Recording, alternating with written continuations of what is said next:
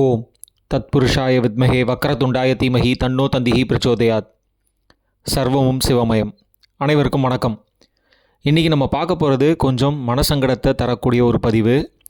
ஏற்கனவே இதை பற்றி ஒரு பதிவு போட்டிருந்தேன். இருந்தாலும் இதை பற்றி மீண்டும் பேசணும் அப்படின்னு தோணுச்சு. அதற்கான நிகழ்வும் கண்ணில் பட்டுருச்சு. திருச்செந்தூர் முருகன் கோயில், மதுரை மீனாட்சி அம்மன் கோயில், திருப்பதி, ராமேஸ்வரம், இப்போ திருவண்ணாமலை, இந்த எல்லா கோயிலுக்கும் இருக்கிற காமன் விஷயம் என்ன அப்படின்னு கேட்டிங்கன்னா, முன்ன மாதிரி சாமி தரிசனம் பண்ண முடியல அப்படிங்கிற மக்களுடைய குற்றச்சாட்டு தான். இதுக்கு நிறைய காரணங்கள் இருக்குது. எத்தனை காரணங்கள் இருந்தாலும் எல்லாத்தையும் விட மிக முக்கியமான காரணம் என்ன அப்படின்னு பார்த்திங்கன்னா, மக்கள்கிட்ட நாளுக்கு நாள் அதிகரிக்கும் அவங்களுடைய வாழ்க்கையில் ஏற்படுற பிரச்சனைகள் தான். எத்த தின்னா பித்தம் தெளியும் அப்படிங்கிற நிலையில் இன்றைக்கு மக்கள் பல கஷ்டங்களில் இருக்காங்க. இதுக்கு நானும் விதிவிலக்கு இல்லை. ஜோதிடனும் மனிதன் தான். எனவே நானும் உங்களில் ஒருவன் தான். மக்களுக்கு இருக்கிற ஒரே ஆறுதல் இந்த தெய்வ சந்நிதி தான். நம்முடைய பிரச்சனைக்கு ஒரு தீர்வு கண்டிப்பாக வேணும். இதில் மாற்று கருத்தே கிடையாது. ஆனால் குறிப்பிட்ட ஒரு சில பிரசித்தி பெற்ற கோயிலுக்கு மட்டுமே போகணும் அப்படின்னு எங்கேயுமே சொல்லப்படலை. நம்முடைய இந்த புண்ணிய பூமியில் எல்லா இடத்துலையுமே கோயில் அமைக்க காரணம் என்ன அப்படின்னு நம்ம யோசிக்கணும். பஞ்சபூத ஸ்தலம், திருப்பதி, ஸ்ரீரங்கம், அப்புறம் ஆறுபடை வீடு, இதோட கோயில்களை நிறுவுவது நிறுத்தியிருக்கலாம் இல்லைங்களா? ஏன் எல்லா ஊர்லேயும் கோயில் அமைச்சாங்க? திருப்பதியில் வேண்டுதலை செலுத்த முடியாதவங்க மாற்று கோயில்கள் செலுத்த வழி இருக்குது. இது எத்தனை பேருக்கு தெரியும் அப்படின்னு தெரியல. அதாவது நீங்கள் திருப்பதியில் வேண்டிக்கிட்டு அந்த வேண்டுதலை நிறைவேற்றுறதை வேற ஒரு கோயிலில் பண்ணலாம். ஆனால் நான் சொல்கிற அந்த குறிப்பிட்ட ஒரு கோயிலில் நீங்கள் வேண்டுதலை வச்சுட்டிங்கன்னா அதை நீங்கள் திருப்பதியில் கொடுக்கவே முடியாது. நீங்கள் அந்த கோயிலில் தான் கொடுக்கணும். இந்த மாதிரி என்னுடைய மகனுக்கே நான் அப்படி தான் முடி இறக்குனேன். என்னுடைய தாயார் நான் பிறந்ததில் இருந்து என்னுடைய ஒவ்வொரு பிறந்த நாளுக்கும் தொடர்ச்சியாக 15 வருஷம் திருப்பதி கூட்டிகிட்டு போயிருக்காங்க. என்னுடைய ஒவ்வொரு பிறந்த நாளையும் நான் திருப்பதியில் தான் செலிப்ரேட் பண்ணியிருக்கேன்.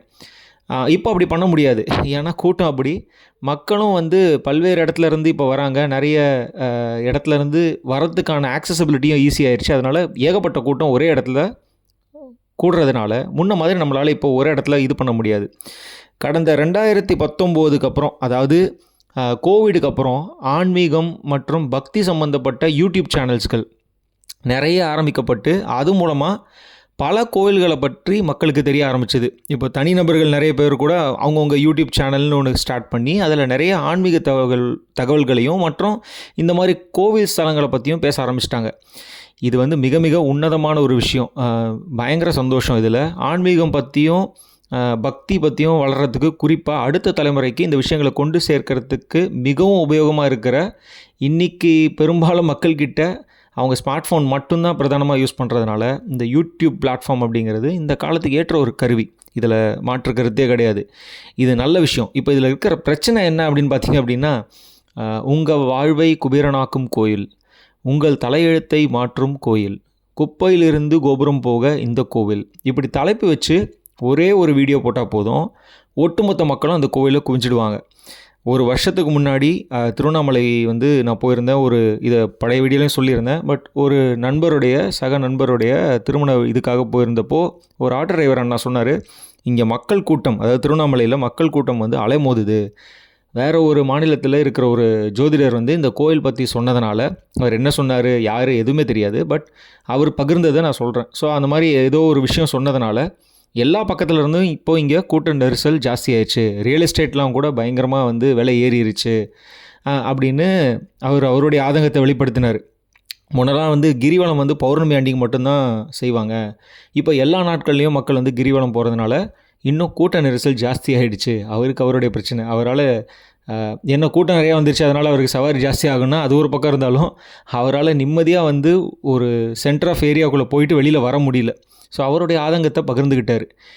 இது இல்லாமல் இப்போது ஒரு பிரபல நடிகர் திருவண்ணாமலை பற்றி சொன்னது மேலும் அங்கே கூட்டம் அதிகரிக்க ஒரு காரணம் அப்படின்னு சொல்லப்படுது. நான் அந்த நடிகர் பேசின இன்டர்வியூவை பார்த்தேன். அதில் அவர் நிறைய விஷயங்களை சொல்லியிருக்கிறாரு. ஆனால் அது எதையாச்சும் நம்ம ஃபாலோ பண்ணுவோமா அப்படின்னு கேட்டிங்கன்னா அதெல்லாம் கண்டிப்பாக பண்ண மாட்டோம்.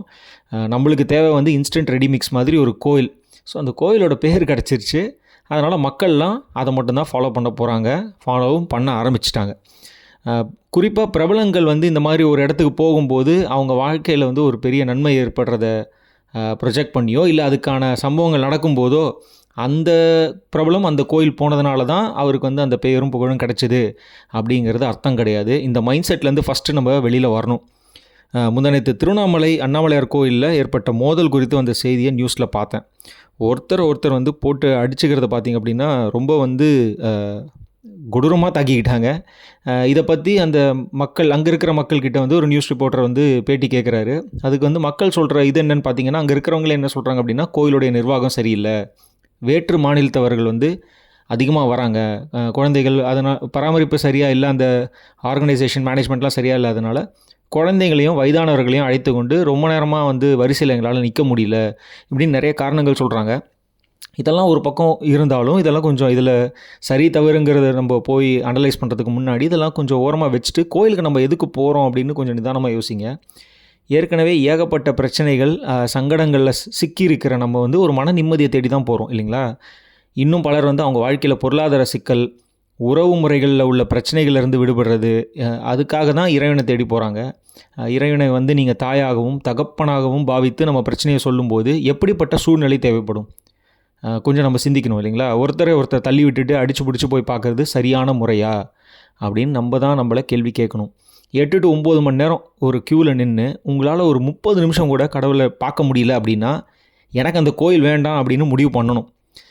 எப்படா வெளியே வருவோம் அப்படின்னு ஒரு கோயிலுக்கு போயிட்டு தோணவே கூடாது, கண்டிப்பாக தோணக்கூடாது. எவ்வளோ நேரம் நம்ம இறைவனை பார்த்து அமர்ந்திருந்தோம் அப்படின்னு தெரியாது, எனக்கே தெரியல நான் எவ்வளோ நேரம் உட்காந்து அந்த இடத்துல இருந்தேன் அப்படின்னு சொல்கிற அளவுக்கு தான் நேரம் செலவிடணுமே தவிர, எப்போ நான் வந்து இந்த இடத்த விட்டு வெளில வருவேன் அப்படிங்கிற ஒரு மைண்ட் செட் எப்போ வந்துச்சோ அப்போ அது வழிபாடுக்குரிய அந்த இடமாக இருக்கவே இருக்காது. உங்களுக்கு அது மன நிம்மதியும் தராது. நிம்மதி இல்லாத வழிபாடு பக்தி உங்களை கண்டிப்பாக வழிபடுத்தாது. மேலும் வந்து மன சஞ்சலத்தையும் ஒருவித வெறுப்பையும் தான் தரும். கோயிலுக்கு போகக்கூடாது அப்படின்னு இவன் சொல்கிறான் அப்படின்னு தப்பாக நினச்சிக்காதீங்க. பஞ்சபூத ஸ்தலங்களை தவிர 276 பாடல் பெற்ற ஸ்தலங்கள் இருக்குது. அதில் பஞ்சபூத ஸ்தலங்களும் அடக்கம். நம்ம அங்கேயும் போகலாமே. இது இல்லாமல் வந்து 108 திவ்ய தேசம் இருக்குது, அங்கே போகலாம். ஒரே இடத்துல இப்படி போய் நின்னா பக்தி கண்டிப்பாக வந்து சிறக்காது. நம்ம என்ன நினைக்கிறோன்னா, இந்த கோயில்களில் மட்டும்தான் அதீத சக்தி இருக்குது அப்படின்னா நம்ம வந்து கடவுளை வந்து குறைச்சி மதிப்பிடுற மாதிரி தான் என்னுடைய கருத்து. இது என்னுடைய தாழ்மையான கருத்து. நம்ம அப்படி ஒரே ஒரு ஸ்தலத்தில் மட்டும்தான் எல்லா விஷயமும் இருக்குது அப்படின்னா அப்படி எப்படி நடக்கும்ல? கோயிலுக்கு போய் லைனில் நின்றுட்டு பக்கத்து வீட்டு கதையை பேசுகிறது, யாருக்கு எப்போ நான் வந்து குழி பறிக்கலாம் அப்படின்னு தோன்றது, இதெல்லாம் வந்து கண்டிப்பாக வந்து கோயிலுக்கு நீங்கள் போனாலும் அதனால் எந்த பயனும் இருக்காது. இப்போ நான் சொல்கிறது வந்து குற்றமுள்ள நெஞ்சுக்கு கண்டிப்பாக குடைச்சலாக தான் இருக்கும். எல்லாரையும் சொல்லலை. பட் ஆனால் நம்மளுடைய மைண்ட் செட் எப்படி இருக்குது அப்படிங்கிறத நம்ம கொஞ்சம் பரிசீலனிக்கணும் அப்படிங்கிறது தான் வந்து என்னுடைய ஆதங்கம். இங்கே உங்கள் வாழ்க்கையில் இருக்கிற பிரச்சனை தீர தான் நீங்கள் கோயிலுக்கு போகிறீங்க. ஆனால் அங்கே போய் பிரச்சனை சண்டை போட்டால் நீங்கள் கோயிலுக்கு போகிறது டோட்டல் வேஸ்ட். அந்த ஈசன் மீது ஆணையாக சொல்கிறேன், உங்களுக்கு ஒரு புண்ணியமும் இல்லை. சண்டை பிரச்சனை இல்லாத ஒரே இடம் ஆலயங்கள் தான். அப்படி அங்கே சண்டையும் சங்கடங்களும் இருந்தால் அந்த இறைவனை அங்கேருந்து வெளியேறிடுவார் அப்படிங்கிறது திண்ணம். அடுத்தவங்க மனசை புண்படுத்தி ஒரு விஷயத்தை செய்யும்போது அதில் எந்த பலனும் கிடைக்காது. இந்த மாதிரி செயல்கள் செய்து பாவத்தை சேர்த்துக்காதீங்க. கோபுர தரிசனம் கோடி புண்ணியம் அப்படின்னு ஒரு பழமொழி உண்டு. இப்படி நெரிசல் நிறைந்த கோவில்களின் உள்ளே போய் தான் கடவுளை பார்க்கணும் அப்படின்னு கிடையாது. கோபுர தரிசனம் செஞ்சாலே பாவ விமோசனமும் அதிர்ஷ்டமும் புண்ணியமும் கிடைக்கும். திருவண்ணாமலை மலை தான் அண்ணாமலையார். 2 கரங்களை கூப்பி அவரை அங்கேருந்தே வெளியிலேருந்தே வழிபடுங்க, வாழ்க்கை கண்டிப்பாக வளமாகும். நம்ம கடவுளை பார்க்குறோமா அப்படிங்கிறது முக்கியம் இல்லை, கடவுள் நம்மளை பார்க்குறாரா அப்படிங்கிறது தான் முக்கியம். அதுக்கு நீங்கள் செய்யும் செயல்கள் தான் மிக மிக முக்கியம். இறுதியாக மனித நேயத்தோடு இருக்கணும். அப்படி இல்லைனா எந்த ஒரு தெய்வ வழிபாடும் சத்தியமாக கை கொடுக்காது என்று கூறி மீண்டும் ஒரு நல்ல பதிவுடன் உங்களை சந்திக்கும் வரை உங்களிடமிருந்து விடைபெறுவது உங்கள் சிகி ஸ்ரீவர்ஷன். நன்றி, வணக்கம்.